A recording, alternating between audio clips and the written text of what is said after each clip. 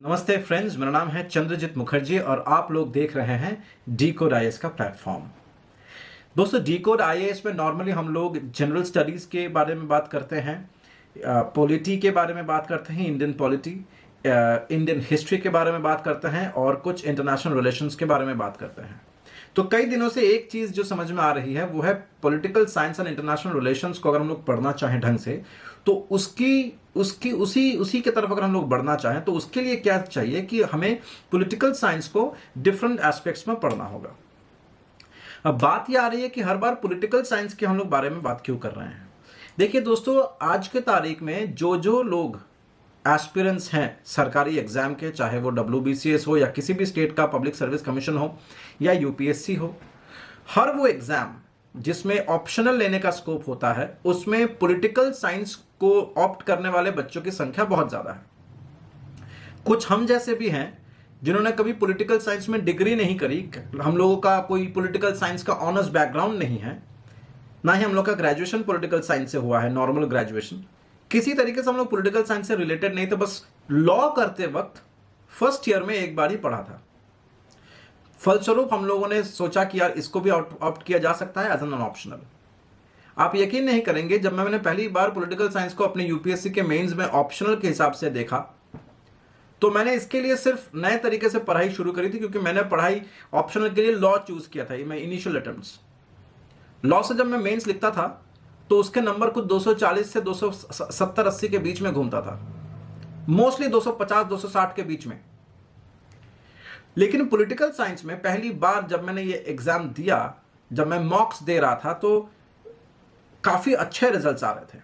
और सबसे अच्छी बात ये लग रही थी मुझे क्योंकि मैं कुछ नया सब्जेक्ट पढ़ रहा हूं, कुछ नया सीख रहा हूं, और उसी के बेसिस पे मुझे ऑल इंडिया सेकंड रैंक भी आई थी पॉलिटिकल साइंस में। I scored around 302।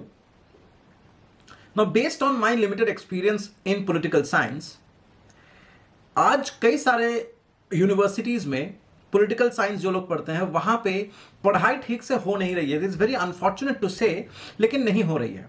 मेरे कई सारे यहाँ पे स्टूडेंट्स आते हैं जो UPSC की तैयारी करने आते हैं, जिनका पॉलिटिकल साइंस बैकग्राउंड है, लेकिन फिर भी जब भी मैं कोई बेसिक सा सवाल पूछता हूं तो दे फेल टू रिप्लाई। तो ये बहुत पीड़ा दे रही थी मुझे कई दिनों से।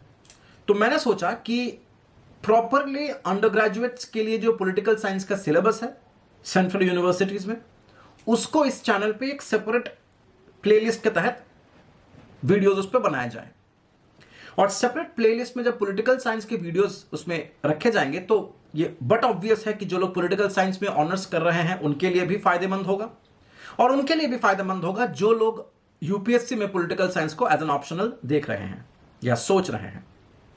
तो इसी संदर्भ में एक नया प्लेलिस्ट आज से बनना शुरू हो जाएगा इसी चैनल पे, जिसका नाम है डी कोड IAS। ये प्लेलिस्ट पॉलिटिकल साइंस के नाम से होगी, और इसमें एक सेंट्रल यूनिवर्सिटी, चाहे वो BHU हो, इस लेवल की जो सेंट्रल यूनिवर्सिटीज हैं, इनमें जो स्टैंडर्ड पॉलिटिकल साइंस ऑनर्स का सिलेबस होता है उस सिलेबस को सेमेस्टर वाइज पढ़ाया जाएगा। जितना मेरी क्षमता होगी मैं उतने सब्जेक्ट इसमें प्रयास करूंगा उसको कवर करने की। तो इसी कॉन्टेक्स्ट में आज से वीडियोस जो हैं आपके सामने आते रहेंगे। आपसे निवेदन है कि एक बार वो वीडियो देख ले, ताकि before you start to read a text, मैं ये बिल्कुल नहीं कह रहा हूं कि ये लेक्चर्स जो होने वाला है ये टेक्स्ट बुक का ऑल्टरनेटिव है, नहीं, और वो पॉसिबल भी नहीं है। लेकिन ये उनके लिए है जो लोग टेक्स्ट बुक पढ़ने से पहले एक ओवरव्यू लेना चाहते हैं, और उससे उनकी पढ़ने की इंटरेस्ट को ग्रोथ मिलेगा, उनको पढ़ने में एक इच्छा जागेगी, एक चेतना जागेगा, और पढ़ने के बाद इस चीज को अडॉप्ट करने में, टेक्स्ट बुक की इंफॉर्मेशन को अडॉप्ट करना इजी हो जाएगा। और मैं यहां पे कुछ नोट्स भी प्रोवाइड करवाऊंगा। डिस्क्रिप्शन में टेलीग्राम चैनल का लिंक भी होगा, इंस्टाग्राम का लिंक भी होगा, आप चाहे तो उसको फॉलो कर सकते हैं। अब हाल फिलहाल में जब मैंने सोचा ये कि मैं पॉलिटिकल साइंस का अंडर ग्रेजुएट का कोर्स यहां पे करवाऊंगा, तो यहां पे मैं देख रहा हूं कि कई यूनिवर्सिटीज में 10 या 12 या 15 तारीख से एग्जाम शुरू हो रहे हैं। तो अभी दिमाग में ये आया कि अगर 10-15 तारीख से एग्जाम शुरू हो रहे हैं तो क्यों ना अभी इस एग्जाम्स के लिए ही पहले से जो है क्लासेस शुरू करी जाए, क्योंकि टॉपिक तो मेरे लिए सारे सेम हैं। जैसे मैं जब पढ़ा रहा हूं तो मैं मनु पढ़ा रहा हूं, मैं अगर बेंथम पढ़ा रहा हूं तो मैं ये देख के नहीं पढ़ा रहा हूं कि बेंथम जो है वो 4th ईयर में था या मनु जो है वो 5th ईयर में है। आपके सामने इंडियन थिंकर्स और Indian thoughts, western thinkers, Indian thinkers, इस तरह से मैं पढ़ाता रहूंगा। आप अपने हिसाब से देख लीजिएगा कि कौन सा वाला पार्ट किस ईयर में आ रहा है। ठीक है, तो आज हम लोग जो शुरू करने वाले हैं, मैं एक बार आप लोगों को बता देता हूं कि मेरे दिमाग में भी क्या क्या प्लान्स हैं। अभी जो चल रहा है वो यह है कि हम लोग पहले मनु को कंप्लीट करेंगे, उसके बाद कौटिल्य को कंप्लीट करेंगे, फिर प्लेटो को पढ़ेंगे, फिर एरिस्टोटल को पढ़ेंगे।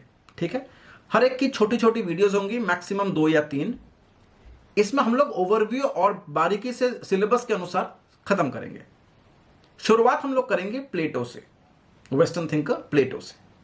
इसके बाद इंडियन कॉन्स्टिट्यूशन या इंडियन गवर्नमेंट एंड पॉलिटिक्स का एक सिलेबस है जिसमें salient features of the political system in India है। दूसरा फेडरलिज्म है। तीसरा debates and controversies with respect to preamble है। फंडामेंटल राइट्स है, डीपीएसपी है, डायरेक्टिव प्रिंसिपल्स, और उसके साथ ड्यूटीज भी हैं।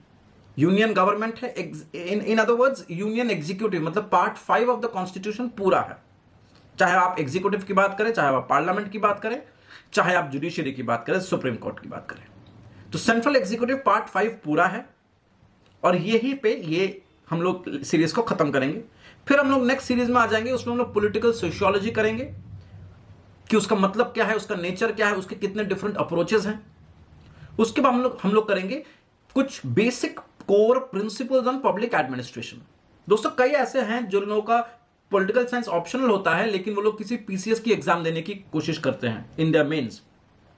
तो मेंस में पॉलिटिकल साइंस में बहुत सारे ऐसे स्टेट्स हैं, जैसे वेस्ट बंगाल उनमें से एक है, जहां पॉलिटिकल साइंस और इंटरनेशनल रिलेशन के साथ साथ पब्लिक एड का भी पेपर आता है, पब एड का भी पेपर आता है।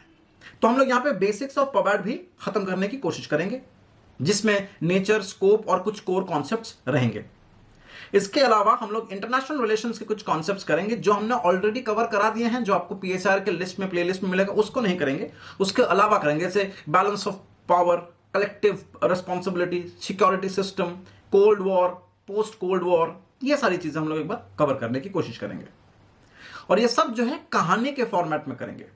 आपके सामने कोई ऐसा आदमी बैठा होगा जो आपके सामने इन सब तमाम चीजों के डेवलपमेंट्स के बारे में बताएगा, एक कहानी की तरह।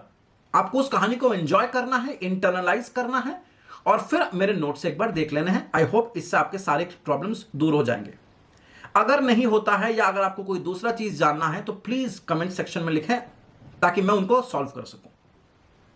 इसके बाद नेपाल और मलेशिया का कॉन्स्टिट्यूशनल डेवलपमेंट्स करना है। तो नेपाल का सीरीज तो मैंने 4 लेक्चर्स में ऑलरेडी डिकोड में डाल रखा है, आप चाहे तो पीएसआर के प्लेलिस्ट में जाकर के देख सकते हैं। मलेशिया का बचा हुआ है, मलेशिया का we will do it. So that's it. इस सीरीज के बाद हम लोग फिर से कुछ दिनों तक करंट अफेयर्स करेंगे and then we will move to other political thinkers and thoughts. तो आई होप आप लोग को ये जर्नी समझ में आ रही है कि हम लोग करने क्या वाले हैं। तो इसी नोट के साथ इस वीडियो को खत्म करते हैं। ये एक इंट्रोडक्टरी वीडियो था, आशा करता हूं आप लोगों को समझ में आया है। जरूर चैनल को सब्सक्राइब करें and stay with me in this channel while this education journey continues. Thank you so much. जय हिंद।